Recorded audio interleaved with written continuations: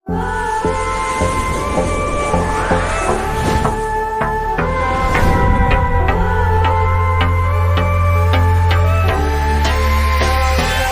नमः शिवाय। मैं हूं एस्ट्रोलॉजर के.एम. सिन्हा और मैं अपने इस यूट्यूब चैनल पर आप सभी का हार्दिक स्वागत करता हूं। दिसंबर मासिक राशिफल और वृष लगन वाले जातकों पर यह पूरा महीना कैसा बीतेगा, आइए हम इस वीडियो में समझते हैं। देखिए, जो मेरा ये वीडियो होगा थोड़ा लंबे ड्यूरेशन का होगा, क्योंकि मैं इसमें एक एक एस्पेक्ट को चेक करूंगा, एक एक दृष्टियों को चेक करूंगा, एक एक युतियों को चेक करूंगा और गोचर में कौन कौन से ग्रह चेंज हो रहे हैं, प्रत्येक भाव के बारे में अध्ययन करूंगा और प्रत्येक राशि पर इसका क्या प्रभाव पड़ेगा इसको अध्ययन करने वाला हूं। तो आप सभी लोगों को सबसे पहले बता दूं कि जो दिसंबर का जो महीना है वो, हालांकि जैसे ही इसमें इस साल का अंतिम सूर्य ग्रहण भी 14 दिसंबर को लगेगा, इस पर मैं अलग वीडियो जरूर पोस्ट करूंगा। लेकिन इस महीने क्या इंपॉर्टेंस है इस महीने की, तो सबसे पहले राशियों का परिवर्तन देखते हैं, ग्रहों की स्थिति देखते हैं। देखिए, सबसे पहले बात करते हैं राहु की। तो राहु अभी भी वृष में ही रहने वाले हैं और केतु अभी भी वृश्चिक में ही रहेंगे। बृहस्पति का राशि परिवर्तन ऑलरेडी नवंबर में हो चुका है, 20 नवंबर को, और ये शनि के साथ मकर में उपस्थित है। इसके अलावा सूर्य इस समय वर्तमान में वृश्चिक राशि में है, लेकिन 16 दिसंबर को इनका राशि परिवर्तन होगा और ये राशि परिवर्तन करके धनु में पहुंच जाएंगे। और धनु की जो संक्रांति होगी काफी महत्वपूर्ण होती है, क्योंकि जैसे ही सूर्य धनु में जाते हैं मांगलिक कार्य वहां पर रोक दिया जाता है, जैसे मुंडन संस्कार हुआ और भूमि पूजन हुआ या गृह प्रवेश हुआ, शादी विवाह के कार्य हुए, मांगलिक कार्यों को वहां पर रोक दिया जाता है, क्योंकि सूर्य जिस घर में जाते हैं उसको जला देते हैं। सूर्य देव गुरु बृहस्पति के घर में जा रहे हैं, तो बृहस्पति शुभ प्लैनेट माना जाता है। हर शुभ कार्यों के लिए जो हम तारा का उपयोग करते हैं, बृहस्पति का उपयोग करते हैं, उसका उदय होना जरूरी होता है और उस पर सूर्य की किसी राशि, सूर्य उसके राशि पर ना बैठे, इसको भी चेक किया जाता है। तो एक मंथ का पूरा खरमास लगेगा, 16 दिसंबर से लगेगा और मकर संक्रांति के बाद ये पुनः ठीक हो जाएगा। इसके अलावा बुध का राशि परिवर्तन अभी जस्ट 28 अक्टूबर को हो रहा है और इसके बाद इसका राशि परिवर्तन 17 दिसंबर को होगा। शुक्र का राशि परिवर्तन, जो कि मालव्य नाम का पंच महापुरुष योग बना रहे हैं वर्तमान में और अपने ही स्व राशि में उपस्थित है, तुला में उपस्थित है, इनका भी राशि परिवर्तन 11 दिसंबर को होगा और ये तुला से शिफ्ट होकर वृश्चिक में पहुंच जाएंगे। मंगल, जो मंगल ग्रह है, उसका भी राशि परिवर्तन होगा, लेकिन 24 दिसंबर के बाद ये राशि परिवर्तन करके ये अपने घर में चले जाएंगे और रोचक नाम का पंच महापुरुष योग का निर्माण करेंगे। तो ये था ग्रहों की स्थिति। अब हम देखते हैं कि यहाँ पर क्या क्या चीज़ें होने वाली हैं, कौन सी तिथियाँ बहुत इंपॉर्टेंस है सभी के लिए। जैसे 3 दिसंबर को देखा जाए तो संकष्टी चतुर्थी पड़ रहा है और संकष्टी चतुर्थी का व्रत उन लोगों को ज़रूर करना चाहिए जिनके संकट आ गए हैं अकस्मात, जिनके पास प्रॉब्लम आ गई है और वो सॉल्व होने की कोशिश नहीं कर रही है।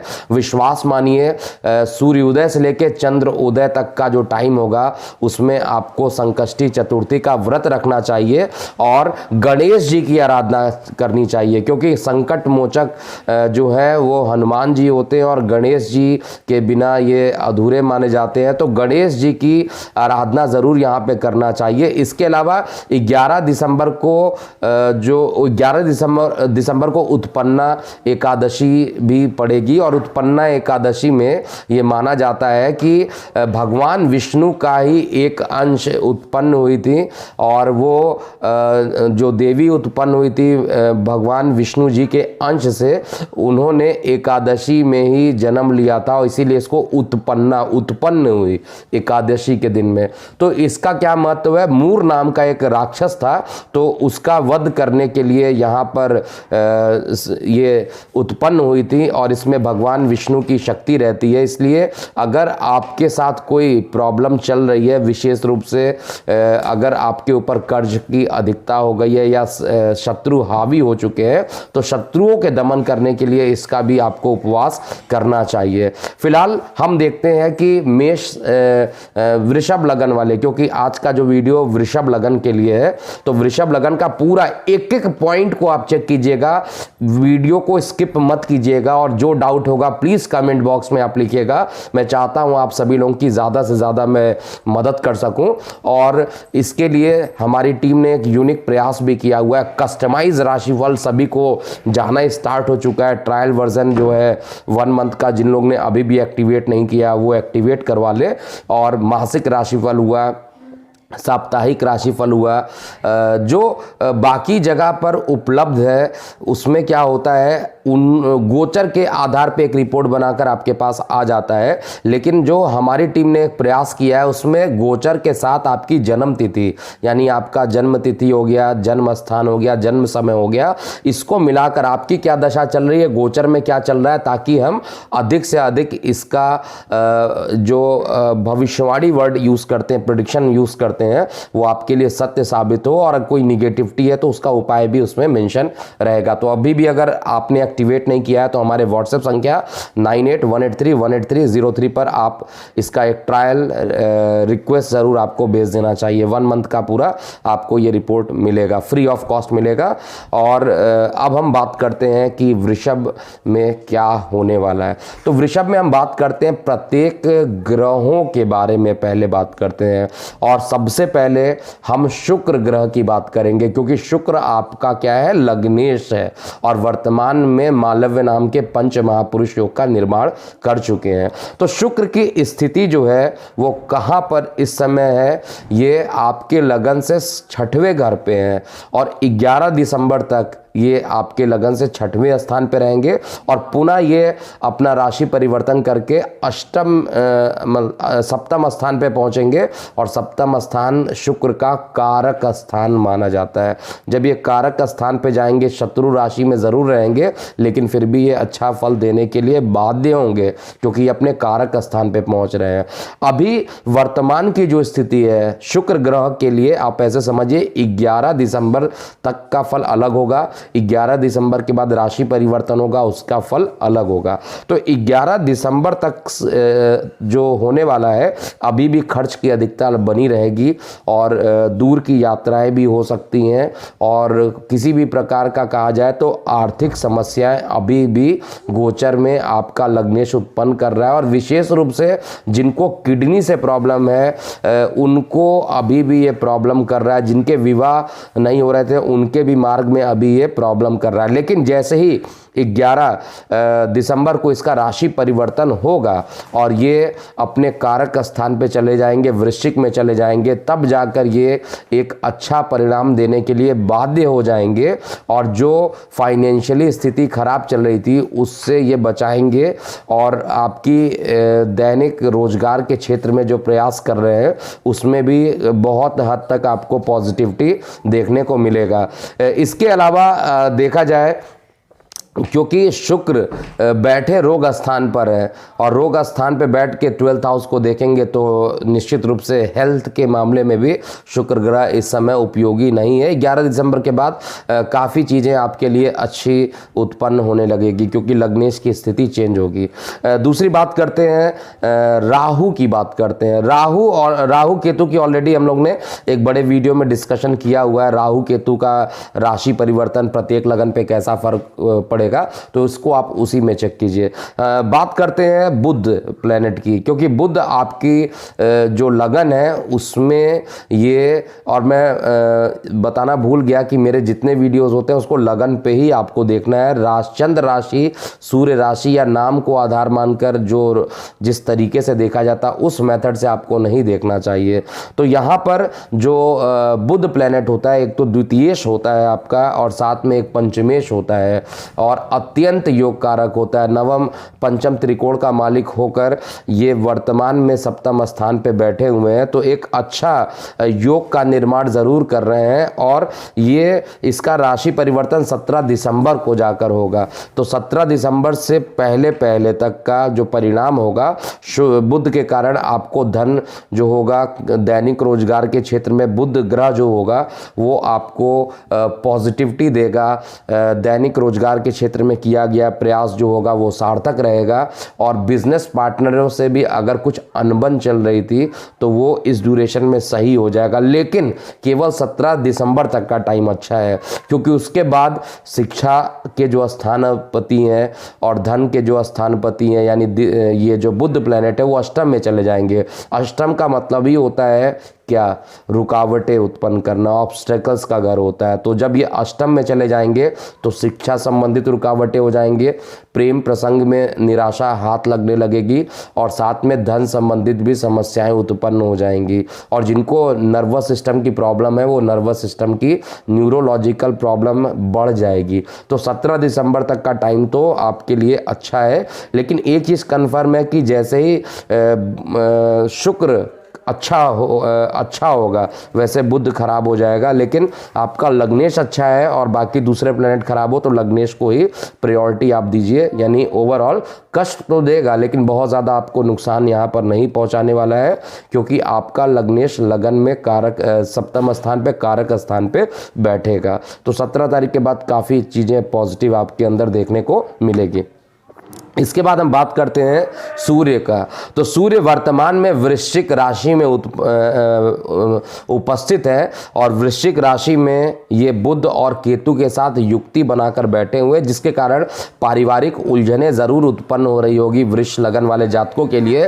क्योंकि सूर्य सप्तम स्थान पे अकेला सूर्य बैठ जाए तो अकस्मात वहां पर कुछ ना कुछ हानि जरूर कर देता है, क्योंकि सूर्य एक सेपरेटिंग प्लेनेट है, आत्मकारक प्लेनेट है, पित्त का स्वामी है, पूर्व दिशा का स्वामी है। लेकिन सप्तम स्थान पर अगर इसकी दृष्टि पड़ जाए तो पार्टनरशिप से, जिस तरीके का पार्टनरशिप हो, चाहे आपके जीवन साथी की बात कर लिया जाए या बिजनेस पार्टनर कर लिया जाए या दैनिक रोजगार के क्षेत्र में कहा जाए, हर जगह पर आपको निगेटिव रिजल्ट ही यहाँ पर सूर्य देव उत्पन्न करेंगे। तो अभी केतु के साथ सूर्य का जो ग्रहण योग बना हुआ है वो काफ़ी निगेटिव है, और सूर्य का राशि परिवर्तन जो होगा वो 16 दिसंबर को होगा। 16 दिसंबर को सूर्य अपना राशि परिवर्तन करके धनु में चल जाएंगे।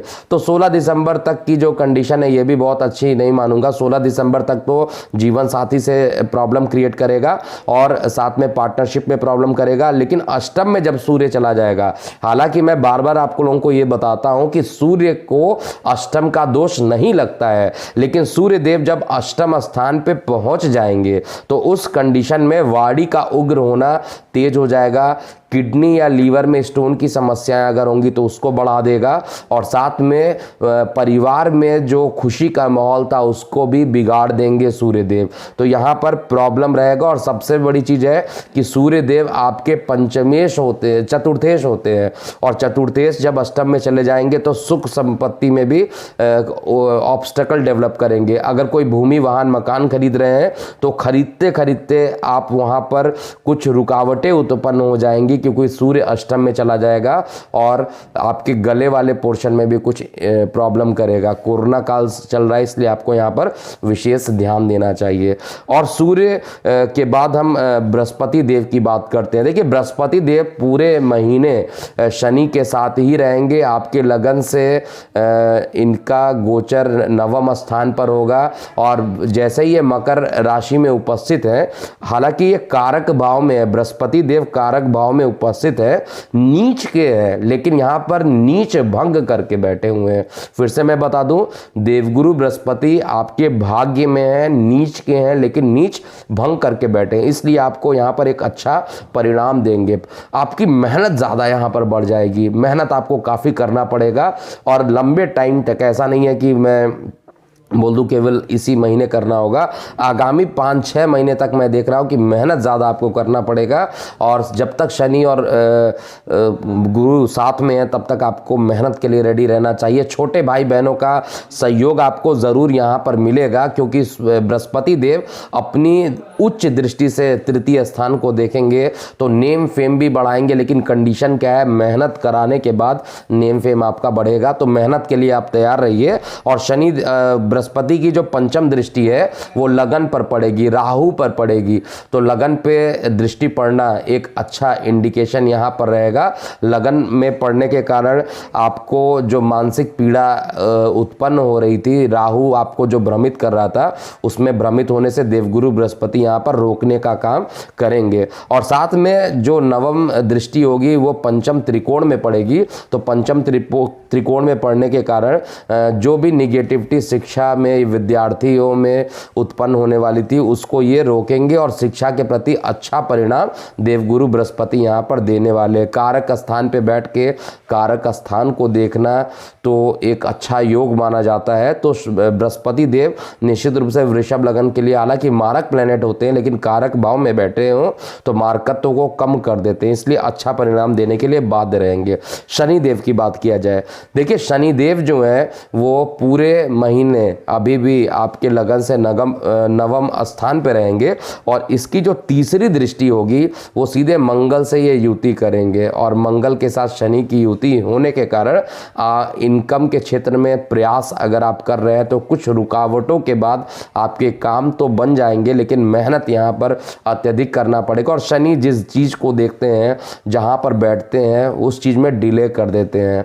तो यहाँ पर शनि देव अपने स्वराशि में बैठे हैं, भाग्य को तो बढ़ाएंगे, देवगुरु बृहस्पति के आने के कारण भाग्य को बढ़ाएंगे, लेकिन इनकम के स्रोत में वृद्धि नहीं करेंगे। तो यहाँ पर एक निगेटिविटी रहने वाली। हालांकि योग कारक प्लेनेट आपके लिए है, दशमेश है, नवमेश है और खुद अच्छे जगह पे बैठा है, लेकिन मंगल के साथ युति होने पर थोड़ा सा निगेटिविटी देंगे। ओवरऑल कहा जाए कुल मिलाकर तो शनि का फल अच्छा रहेगा, क्योंकि भाग्य में जाकर बैठे हैं, यानी बिजनेस को लेकर भाग्य में बैठ गए हैं, जॉब को लेकर भाग्य में बैठ गए, तो भाग्य से काम चलेगा। और ये भाग्य और कर्म दोनों चीजें देखा जाए तो कर्म को बढ़ाने के लिए देवगुरु बृहस्पति मेहनत आपसे करवाएंगे और भाग्य का साथ मिलेगा तो रुकावटें खत्म हो जाएगी। और साथ में शनि की जो 7वीं दृष्टि पड़ रही है वो भी अपने शत्रु चंद्रमा के राशि पे पड़ रही है, तो थोड़ा सा शनि और बृहस्पति के बीच में युद्ध होगा यहाँ पर, क्योंकि लगभग दोनों की डिग्री लगभग सेम हो जाने वाली है। तो उस समय थोड़ा सा छोटे भाई बहनों के साथ वैचारिक मतभेद भी उत्पन्न हो सकता है और युद्ध बल में कौन जीतेगा वो अंतिम परिणाम निकलेगा। इसको हम कस्टमाइज राशिफल में भेजेंगे। इसके बाद शनि की जो 10वीं दृष्टि है वो रोग ऋण शत्रु पर पड़ रही है, अच्छी है। जब भी पापी प्लेनेट रोग ऋण शत्रु को देखते हैं तो रोग ऋण शत्रु का दमन कर देते हैं, नाश कर देते हैं। तो ओवरऑल हर ग्रहों की बात किया जाए तो वो सारे ग्रहों का स्थिति मैंने बता दिया। मंगल का बचा है। देखिए मंगल देव जो है अभी मीन में उपस्थित है वर्तमान में और मार्गी हो गए हैं। और मंगल अगर एकादश स्थान पर है, मारक प्लेनेट है, क्योंकि आप देखिए अति मारक है, एक तो द्वादश का स्वामी, एक सप्तम का स्वामी और मारक का स्वामियों के मारक में बैठा है। तो बड़े भाई बहनों से रिलेशन को खराब करना, इनकम के स्रोत को कम कर देना और वाणी को उग्र करना। चतुर्थ दृष्टि वाणी पे पड़ रही है, तो वाणी आपकी अकस्मात उग्र हो सकती है। आपको बात करते समय वाणी पर बहुत ध्यान देना पड़ेगा, क्योंकि एक सूर्य देव जो मैं डेट बता रहा हूँ, सूर्य का राशि परिवर्तन इधर हुआ, सूर्य की दृष्टि वाणी पे पड़ी और मंगल ऑलरेडी वाणी को देख रहा है और दोनों गर्म प्लेनेट वाणी को देखेंगे तो गले से प्रॉब्लम हो सकती है, दाहिने नेत्र में पीड़ा हो सकती है। और साथ में जो देवगुरु बृहस्पति संभालने की कोशिश कर रहे हैं कारक स्थान में बैठने के कारण, और आपका लग्नेश जो है वो संभालने की कोशिश कर रहा है, लेकिन शनि और मंगल और सूर्य की जो उपस्थिति द्वितीय भाव में पड़ेगी आपके धन पे भी हानि का योग यहाँ पर बनाएगी।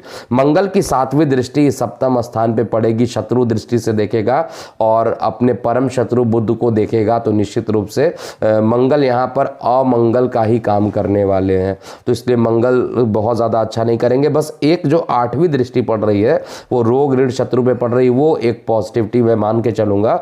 और शनि की भी 10वीं दृष्टि रोग ऋण शत्रु पे पड़ रहा है। तो मंगल शनि की ये युति आपके लिए केवल रोग ऋण शत्रु को कम करना, शत्रुओं का दमन करना, ये रहेगा। अब हम एक एक भाव को देखते हैं, प्रथम भाव, द्वितीय भाव, हर भाव पर कैसा इसका असर। प्रत्येक भाव के जो परिणाम होंगे उसको आइए हम समझने की कोशिश करते हैं। तो सबसे पहले लगन के आधार पे जो मैंने बताया था वो तो ऑलरेडी आपको मेंशन कर दिया है कि किस लगन, पूरे लगन के रिस्पेक्ट में प्रत्येक ग्रह कहाँ पर है, उसका क्या प्रभाव होगा, ऑलरेडी मैंने एक्सप्लेन कर दिया है। तो अभी जो हम एक्सप्लेन करेंगे वो 2nd हाउस, 3rd हाउस से लेकर 12th हाउस तक क्या क्या प्रभाव पड़ेगा और अंतिम में उपाय भी बताऊंगा। तो सबसे पहले द्वितीय स्थान, क्योंकि द्वितीय स्थान भले ही मारक हो लेकिन हमारे जीवन के लिए बहुत इंपॉर्टेंट है, क्योंकि ये धन का स्थान है। तो धन का स्थान होकर इसका जो मालिक आपकी इस लगन कुंडली में बनता है वो बुध देव बनते हैं। और बुध देव इस समय सूर्य के साथ युति किए हैं। सूर्य देव के साथ कोई भी ग्रह जाके जुड़ जाता है तो उसको भी एक प्रकार से क्या होता है, सूर्य देव निगेटिव असर देते हैं। तो गले से रिलेटेड प्रॉब्लम, दाएं नेत्र से रिलेटेड पीड़ा देना, और सूर्य के साथ साथ मंगल की भी दृष्टि हो जाएगी। जब सूर्य का राशि परिवर्तन होगा, सूर्य आपके धनु में चले जाएंगे, वहां पर बैठ के द्वितीय स्थान पर देखेंगे और मंगल की चतुर्थ दृष्टि भी पड़ेगी। और साथ में जो 2nd हाउस का कारक होता है देवगुरु बृहस्पति, वो शनि के साथ है, जो फल को लाने में थोड़ा डिले करेंगे।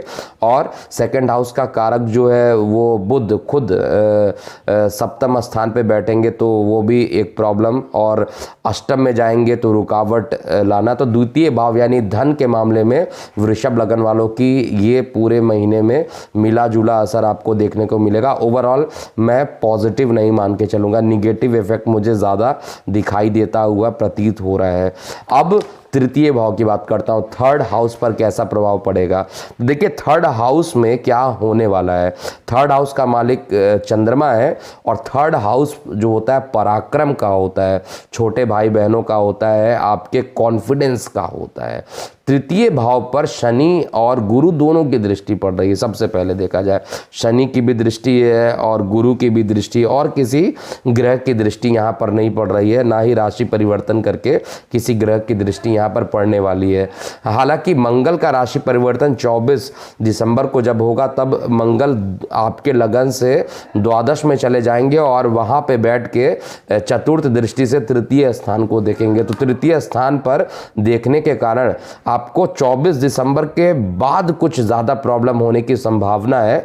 छोटे भाई बहनों से अनबन होना, आत्मविश्वास में कमी होना, ये 24 दिसंबर के बाद दिखाई देगा। लेकिन 24 दिसंबर से पहले पहले हर चीज़ पॉजिटिव आपके लिए। तृतीय स्थान से रिलेटेड छोटे भाई बहनों का सहयोग और साथ में पराक्रम की वृद्धि होना, कॉन्फिडेंस बढ़ना। लेकिन मंगल का राशि परिवर्तन आपके लिए अच्छा एक बार पुनः साबित नहीं होने वाला है। चतुर्थ स्थान की बात करते हैं, क्योंकि चतुर्थ स्थान जो होता है सुख का होता है। आपके पास धन हो लेकिन सुख ना हो तो ये भी नहीं चलेगा। तो आपको सुख वाले स्थान को भी देखना है। तो सुख स्थान की बात किया जाए चतुर्थ स्थान पर, तो चतुर्थ स्थान पर एक तो जो किसी भी ग्रह की दृष्टि नहीं पड़ रही है, और दूसरी चीज़ है चतुर्थ स्थान का जो कारक होता है वो चंद्रमा होता है, वो डेली वेरी करता है। इसलिए डेली राशिफल के अकॉर्डिंग ही आपके सुख दुख का निर्णय किया जा सकता है। लेकिन जो आपका चतुर्थेश है वो आपके सप्तम में बैठा है, जो कि अच्छा नहीं है, मारक स्थान पे बैठा है, और साथ में इसका राशि परिवर्तन होकर आपके अष्टम में जाएगा। अगर आपको भूमि वाहन मकान खरीदना है तो इस महीने आपको निश्चित रूप से पूरे तरीके से नेगलेक्ट कर देना चाहिए। आपकी कुंडली में योग बन रहा हो वो बात अलग है, उसके हिसाब से खरीद सकते हैं। गोचर में तो यहाँ पर परेशानियों का सामना करना पड़ेगा। धन की तो स्थिति खराब दिखा रहा है, साथ में सुख की स्थिति भी बहुत अच्छे जगह पे नहीं दिखा रहा है। लेकिन लेकिन पराक्रम बढ़ाया रहेगा, फेम नेम फेम बढ़ेगा, कॉन्फिडेंस में कमी नहीं होगी। और जब कॉन्फिडेंस में कमी नहीं होगी तो इस निगेटिव माहौल में भी आप पॉजिटिविटी लाइफ वाली ज़िंदगी जो होगी आप उसको जी पाइएगा, जैसा मैं चेक कर पा रहा हूँ। पांचवें घर के बारे में देखते हैं, पंचम भाव क्या कहता है। तो पंचम भाव पर मंगल की एक तो 7वीं दृष्टि जो कि निगेटिव, दूसरा राहु की पंचम दृष्टि अपने मित्र बुध के घर में, जो कि अच्छा मैं मानूंगा। लेकिन राहु की दृष्टि और मंगल की दृष्टि में देखा जाए तो मंगल की दृष्टि ज़्यादा प्रबल होगी यहाँ पे, इसलिए थोड़ी कठिनाइयों के साथ शिक्षा को ग्रहण करने के, शिक्षा प्रतियोगी परीक्षाओं में परिणाम अच्छा रहने की उम्मीद रहेगी। लेकिन आपको मेहनत करना पड़ेगा। राहु यहाँ पे भ्रमित भी आपको कर सकता है, कई बार आपको निगेटिव थॉट्स भी लाने की कोशिश करेगा, लेकिन आपको बचना चाहिए। छठवें घर की बात करते हैं। छठवां घर जो होता है रोग, ऋण, शत्रु, मुकदमेबाजी, ये कॉम्पिटिटिव प्रतियोगी या प्रतिस्पर्धा का भाव होता है। छठवें भाव को देखा जाए तो वहाँ पर एक तो शुक्र की उपस्थिति है, 24 दिसंबर के बाद मंगल की भी दृष्टि पड़ जाएगी, शनि की 10वीं दृष्टि और मंगल की जो है 8वीं दृष्टि। ये कुल मिलाकर बहुत अच्छा है। रोग कम होगा, देखिए सुख में थोड़ी सी कमी रहेगी, जो फैक्ट है वो फैक्ट है। इसको आपकी लगन कुंडली हो सकता है स्ट्रांग कर रही हो, लेकिन यहाँ पर गोचर में ये छठवां घर जो है बहुत अच्छा परिणाम देने के लिए बाध्य नहीं करेगा। इसलिए आपका छठवां घर जितना खराब हो उतना अच्छा माना जाएगा, क्योंकि छठवां घर रोग का होता है। रोग जितना कम हो उतना अच्छा होगा। तो इसलिए छठवें घर से रिलेटेड आपको अच्छे परिणाम यहाँ पर मिलेंगे, क्योंकि सारे निगेटिव प्लैनेट की दृष्टि वहाँ पर पड़ रही है। लग्नेश खुद छठवें घर में बैठा है, जैसे ही लग्नेश निकल जाएगा 11 दिसंबर के बाद चीज़ें और परिस्थितियाँ आपकी अनुकूल होना शुरू हो जाएंगी। सप्तम भाव की बात करते हैं। सप्तम भाव जो होता है दैनिक रोजगार का होता है, आपके जीवन साथी का होता है, आपके पार्टनर का होता है, बिजनेस पार्टनर का होता है। तो 7वें घर की जो वर्तमान में युति है सूर्य, बुध और केतु अच्छा नहीं है। पति पत्नी के बीच में विवाद की भी स्थितियां यहाँ पर ये उत्पन्न कर रहा है। और सूर्य की सप्तम स्थान पे उपस्थिति अच्छी नहीं मानूंगा। सप्तम स्थान पूरी तरीके से पीड़ित है, ऊपर से राहु की दृष्टि है, और आपके लगन कुंडली में भी अगर ये पोजीशन इसी तरीके का बना हुआ है तो पार्टनरशिप में कोई भी काम मत कीजिएगा। भूमि बिल्कुल भी मत खरीदिएगा, वाहन में इन्वेस्टमेंट नहीं करना। ये चीज़ में जो मैं बता रहा हूँ गोचर के आधार पर बता रहा हूँ। अगर आपको रियली ये पता करना है कि आपको खरीदना चाहिए, इन्वेस्ट करना चाहिए, तो आपको अपने कुंडली का अध्ययन करवा कर ही आपको इन्वेस्ट करना चाहिए, नहीं तो प्रॉब्लम बढ़ेगी। झूठ में आपने इन्वेस्ट किया और प्रॉब्लम बढ़ जाएगी। तो इसलिए पूरा लेफ्ट राइट चेक करके ही आपको इन्वेस्टमेंट करना चाहिए। इसके बाद अष्टम स्थान की बात किया जाए। अष्टम स्थान आयु का होता है, जो कि शनि से युक्त हो चुका है। उसका मालिक यानी बृहस्पति देव जो है शनि के साथ युक्त हो गए हैं, आयु को बढ़ाएंगे निश्चित रूप से। छोटे भाई बहनों से कुछ विवाद की स्थिति भी रहने वाली है। और अष्टम स्थान क्योंकि अकस्मात धन का भी होता है, तो अष्टम स्थान अकस्मात धन भी यहाँ पर उत्पन्न कर सकता है। शेयर सट्टा लॉटरी से आपको लाभान्वित कर सकता है। नवम भाव की बात करते हैं। देखिए नवम भाव में शनि और बृहस्पति देव की युति है, अत्यंत अच्छा मानूंगा, लेकिन यहाँ पर भाग्य में थोड़ा सा विलंब जरूर करा देगा। तो ऐसा नहीं कि ब्लाइंडली आप शेयर सट्टा लॉटरी पे लग जाइए और नुकसान कर बैठिए, क्योंकि यहाँ पर शनि और बृहस्पति की जो ये युति होने वाली है, बृहस्पति और शनि देव जो है वो आपके नवम त्रिकोण में बैठे, अच्छा मानूंगा। यहाँ पे बृहस्पति अपने कारक स्थान पर है, नीच भंग करके बैठे हैं, तो एक प्रकार से अच्छा यहाँ पर जरूर है। लेकिन शनि के साथ क्योंकि युति बनाए हैं, तो छोटी मोटी यात्राएं जो रहेंगी वो आपके लिए कष्टप्रद हो सकती है, लेकिन धीरे डिले हो जाएंगी। चीज़ों को डिले करना शनि का आदत है, तो ये नवम भाव से रिलेटेड यानी भाग्य में डिले हो जाना, ये दूर की यात्राएं करेंगे तो थोड़ी कठिनाइयों भरा होगा, लेकिन परिणाम ओवरऑल अंत में आपके पक्ष में आएगा, ये भी कंफर्म है। दशम भाव से रिलेटेड देखते हैं। देखिए दशम भाव जो है वो आपका शनि देव है, इसके मालिक शनि देव है, और दशम भाव पर किसी भी ग्रह की दृष्टि यहाँ पर नहीं पड़ रही है। और दशम भाव का जो मालिक है खुद भाग्य में चला गया, स्वगृही है, लग्नेश का मित्र है, अत्यंत योग कारक है, इसलिए नौकरी व्यवसाय के क्षेत्र में आपको एक अच्छा परिणाम देगा। जो भी मेडिकल के स्टूडेंट हैं, जो कि मेडिकल या मेडिकल लाइन से जुड़े हुए हैं, फार्मा लाइन से जुड़े हैं, उनके लिए ये टाइम बहुत अच्छा बीतने वाला है। चाहे भले ये कोरोना का टाइम हो, लेकिन फिर भी शनि देव यहाँ पर आपको लाभान्वित करेंगे। नौकरी व्यवसाय के क्षेत्र में अगर आप ये प्रयास कर रहे हैं तो शनि देव दशम स्थान से रिलेटेड एक अच्छा परिणाम देने के लिए बैठे हुए हैं। मंगल की बात किया जाए, एकादश स्थान की बात किया जाए तो एकादश भाव का परिणाम बहुत अच्छा नहीं होगा। बड़े भाई बहनों से कुछ विवाद की स्थिति भी उत्पन्न हो सकती है, और मंगल वहां पर खुद विराजमान है और शनि की दृष्टि है। जब शनि किसी चीज को देखते हैं तो उसमें विलंब कर देते हैं, तो ये प्रॉब्लम ऐसा नहीं होगा कि एक दिन की प्रॉब्लम होगी, ये लंबा प्रॉब्लम बढ़ सकता है। इसलिए वार्तालाप करते समय, क्योंकि यहां पर बैठ के चतुर्थ दृष्टि से वाणी को भी देख रहे हैं, तो वाणी उग्र हो सकती है। बड़े भाई बहनों से या किसी भी अपने बड़े लोगों से वाद विवाद करने की गलती ना कीजिएगा, नहीं तो और निगेटिविटी बढ़ जाएगी।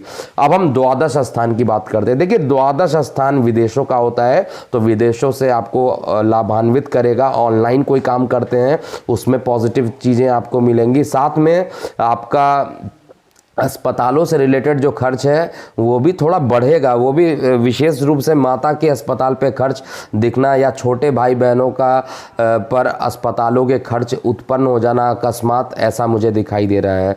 तो ये था पूरा वृषभ लगन का वृहत पूरा depth A to Z analysis. लगन पूरे ग्रहों का, अलग अलग ग्रहों की स्थिति के अकॉर्डिंग क्या फलादेश होगा, और साथ में एक एक प्लैनेट को लेकर एक एक भाव का एनालिसिस मैंने किया हुआ है। अगर आपको इससे रिलेटेड कुछ चीज़ें पूछनी है तो कमेंट बॉक्स में ज़रूर लिखिएगा। और जाते जाते एक बार पुनः बता दूं, जिनको ट्रायल सेशन एक्टिवेट कराना है राशिफल के, आपके डेट ऑफ बर्थ के अकॉर्डिंग कस्टमाइज होगा, आपके लिए होगा, केवल गोचर उसमें इंक्लूड नहीं होगा, क्योंकि ये जो वीडियो है केवल मैंने इसमें गोचर को इंक्लूड किया है। तो वो राशिफल आपको मिलेगा, और 1 मंथ के ट्रायल के लिए आप रिक्वेस्ट भेज सकते हैं। और पुराने लोगों के रिक्वेस्ट स्टार्ट हो चुके हैं ट्रायल मिलना, तो आप लोग भी अपने रिक्वेस्ट यहाँ पर लिखिए। कमेंट बॉक्स में मत लिखिएगा, आप अपने जो रिक्वेस्ट होंगे हमारे व्हाट्सएप संख्या 9818318303 पर लिखें। अभी के लिए इतना ही। मैं हूँ एस्ट्रोलॉजर KM सिन्हा। ओम नमः शिवाय।